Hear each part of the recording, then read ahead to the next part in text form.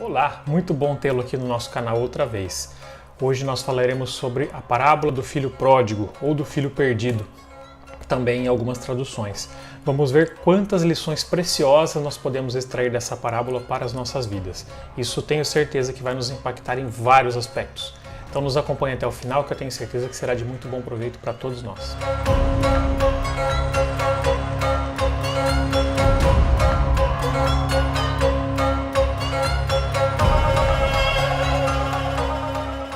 Muito bem, meus caros, começando então a nossa aula, falaremos hoje então sobre a parábola do filho pródigo, do filho perdido.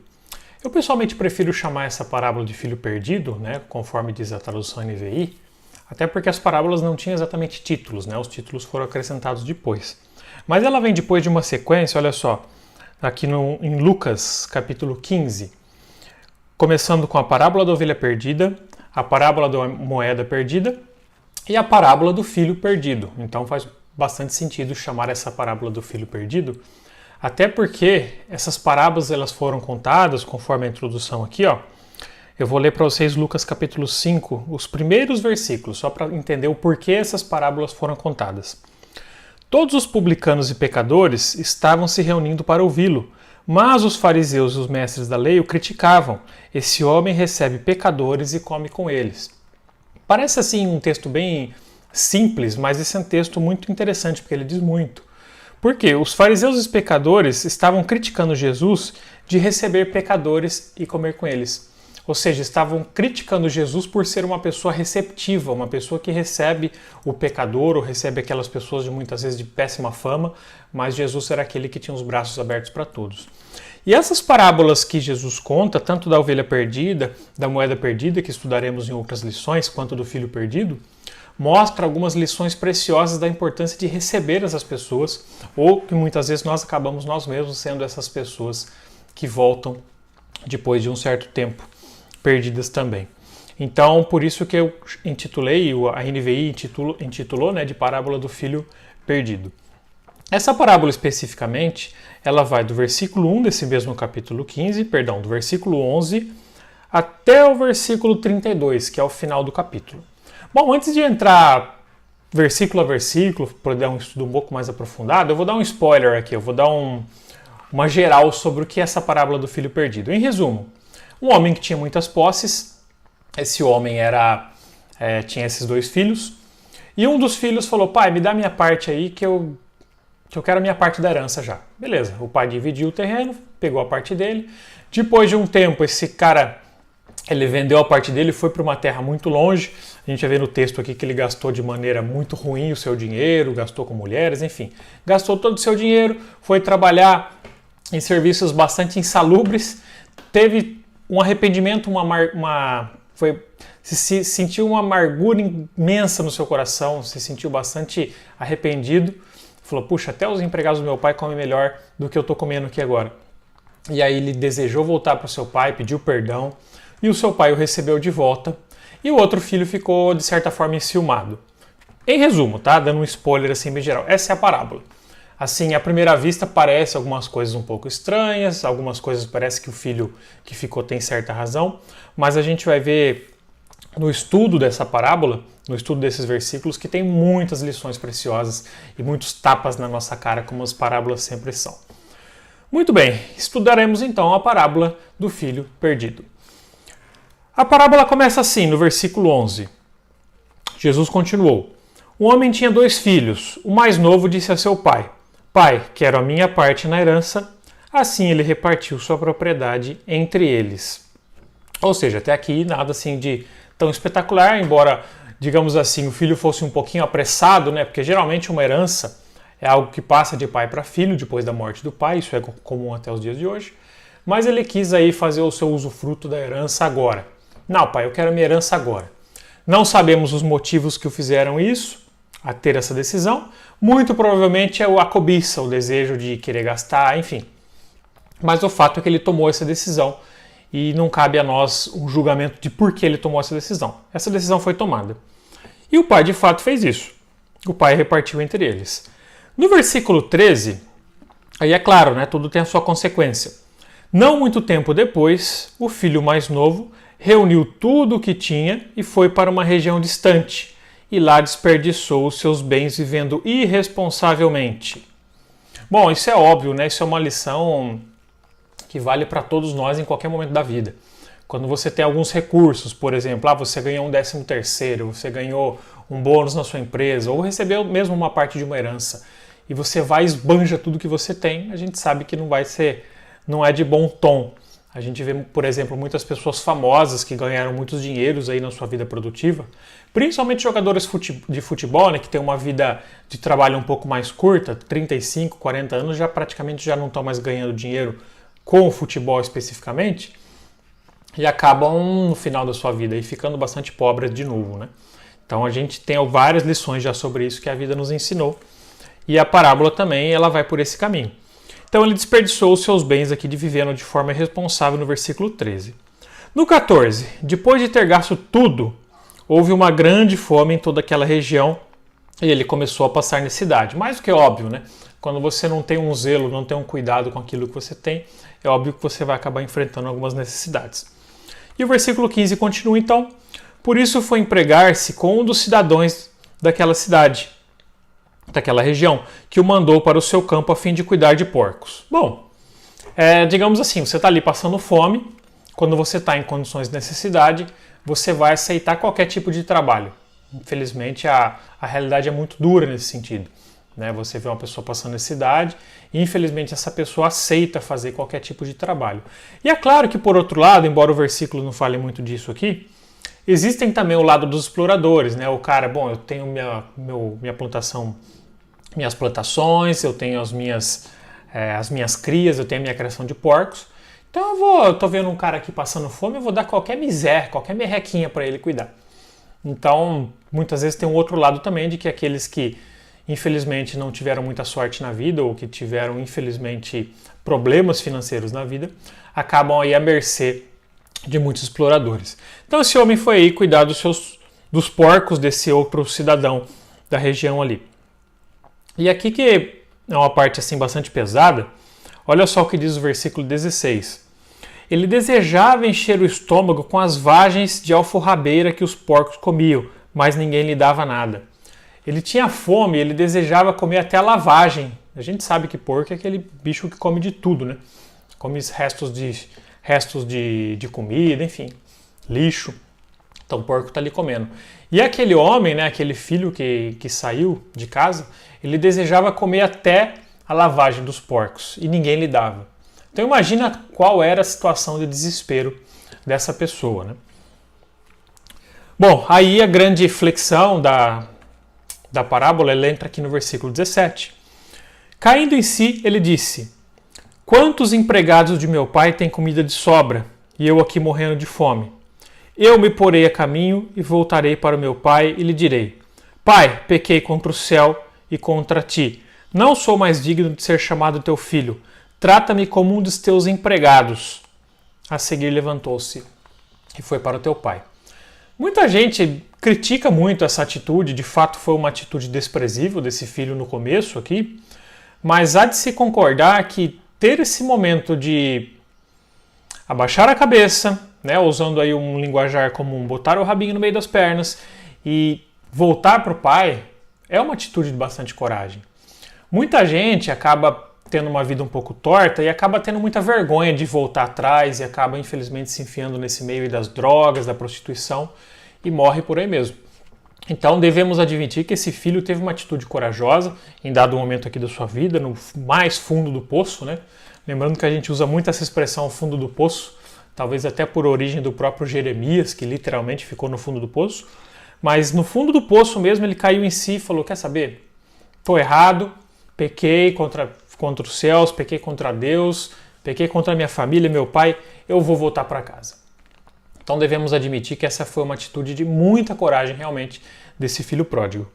E ele pegou e tomou o seu caminho.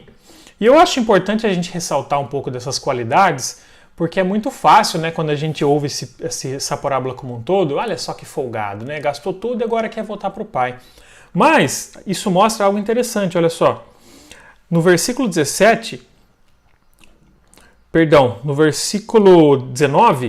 ele quis voltar ao pai para ser um empregado, ele não quis voltar para ter regalias, ele quis voltar e falar, pai, eu quero ser empregado teu.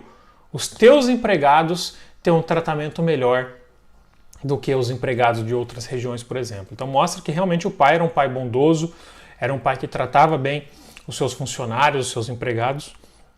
Então já dá algumas ideias bem interessantes.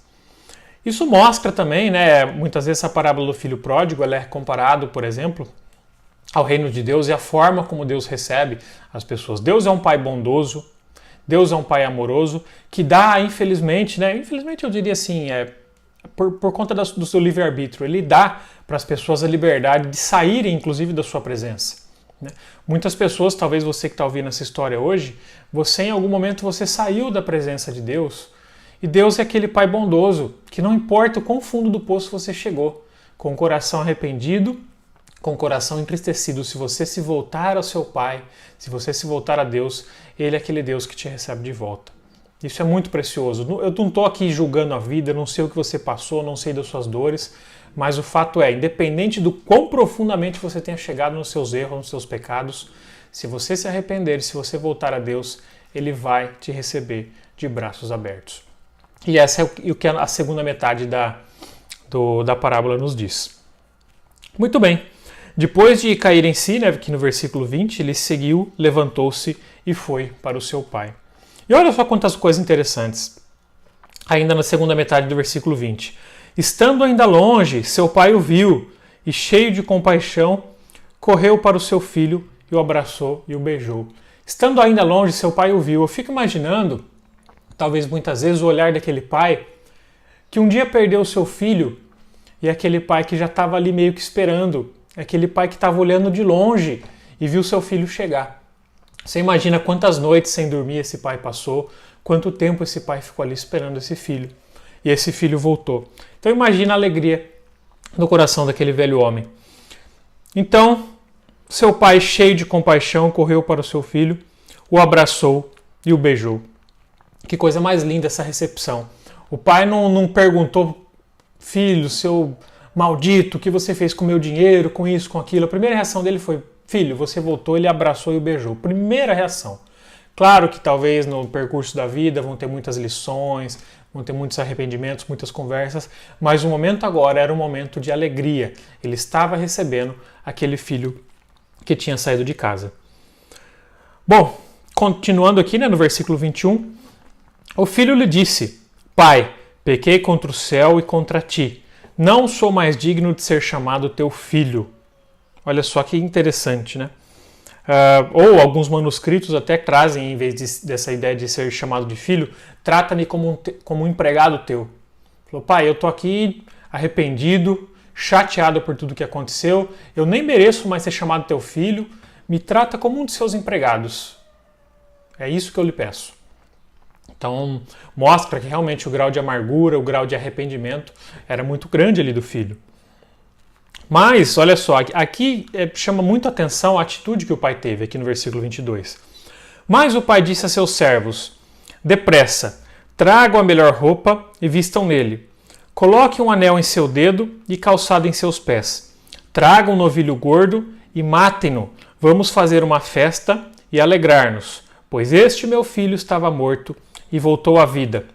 Estava perdido e foi achado, e começaram a festejar o teu regresso. Olha só que interessante. O pai poderia simplesmente receber o filho ali com um puxão de orelha, com um sermão, né, mandar ele ali virar um escravo mesmo ali, trabalhar junto com seus empregados, mas não. O pai teve misericórdia, o pai aceitou o perdão, o pedido de perdão, e o pai o tratou ali com honra, com alegria, fez uma festa, porque aquele que era perdido foi achado.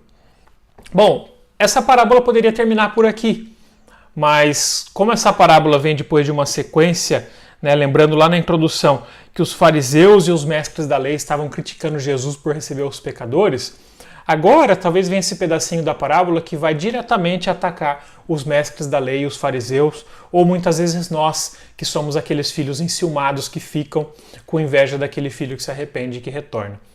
Então, essa parte final, porém não menos importante, nós vamos ver essa outra reviravolta que a parábola dá. Então, até aqui, tudo caminhando como esperado, né? O filho volta, o pai com muito amor o recebe E essa parábola serve muitas vezes para você que passou a sua vida toda torta, que gastou de forma irresponsável, que viveu de forma torpe, viveu ali no meio da prostituição, no meio das drogas ou em outros pecados.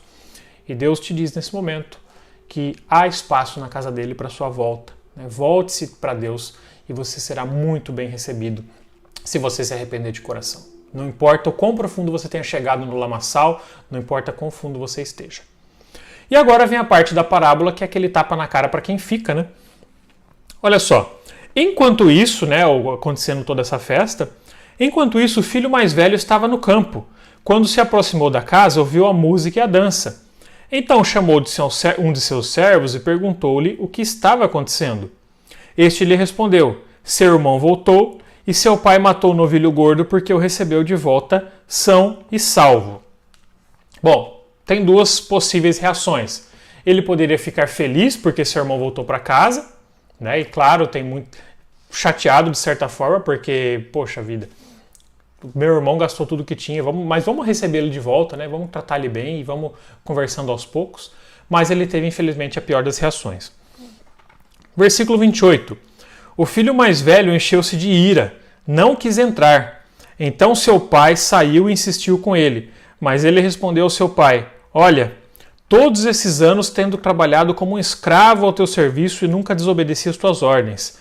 Mas tu nunca me deste nem um cabrito para eu festejar com os meus amigos. Mas quando volta para casa esse teu filho que esbanjou os teus bens com as prostitutas, matas o novilho gordo para ele.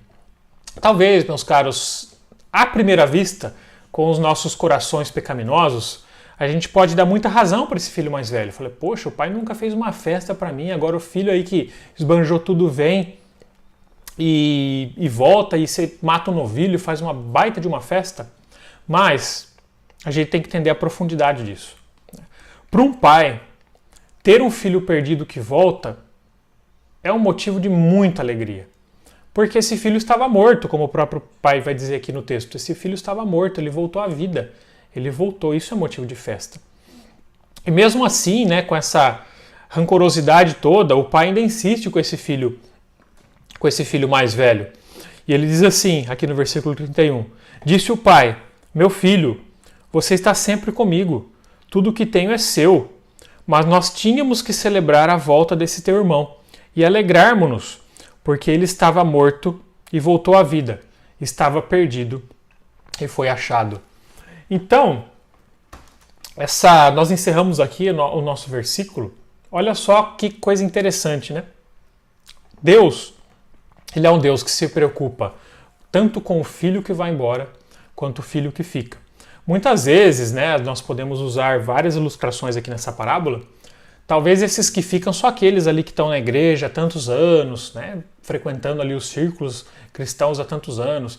De repente vê um coitadinho que acabou de se arrepender, né, e a igreja fica toda em festa, e o céu fica em festa, nós vemos isso no texto bíblico, em outras referências, e nós nos sentimos enciumados, falamos, puxa vida, eu estou aqui na igreja há tanto tempo, né, eu frequento esses bancos da igreja há tanto tempo, né, o pastor, o fulano de tal, nunca fez uma festa, nunca se alegrou, e aí o cara acabou de sair da prostituição, acabou de sair das drogas, a igreja faz a maior festa.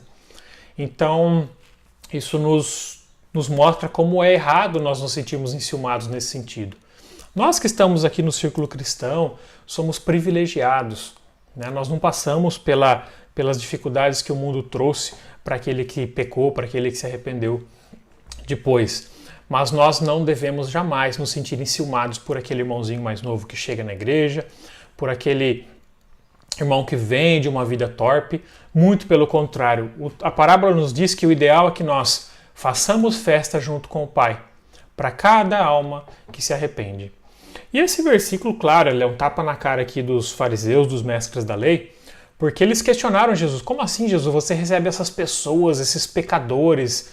E Jesus, com essas parábolas, ele nos está mostrando que Deus ele se alegra com esses pecadores tanto quanto eu, no caso Jesus, né?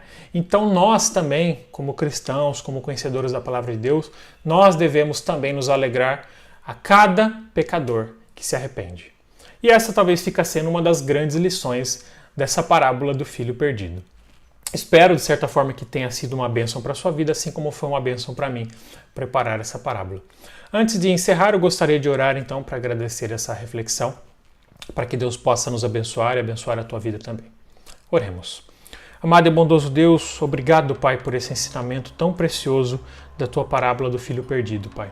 Abençoe, Pai, cada um que está vendo esse vídeo nesse momento, Pai.